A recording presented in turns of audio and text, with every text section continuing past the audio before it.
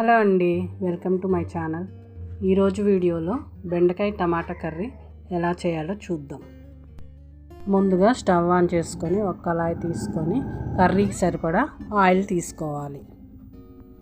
Oil heat ఎక్కాక పోపు చేసుకోవాలి. పోపు మాడకుండా చూసుకోవాలి.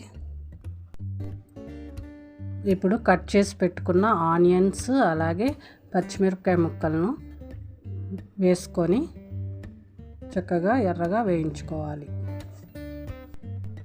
తర్వాత అందులో కొంచెం పసుపు వేయాలి.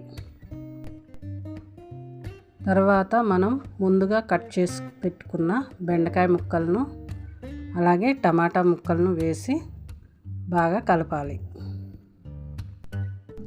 రుచికి సరిపడా సాల్ట్ వేసుకోవాలి. ఒకసారి కూర మొత్తాన్ని అటు ఇటు కలిపి కాసేపు మగ్గనివ్వాలి.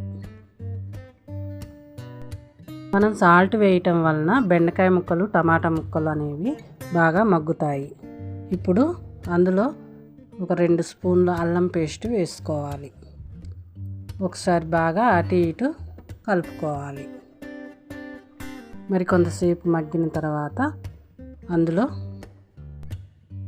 ఇప్పుడు 1 స్పూను ధనియా పౌడర్ అలాగే 1 spoon garam masala powder add చేసుకోవాలి.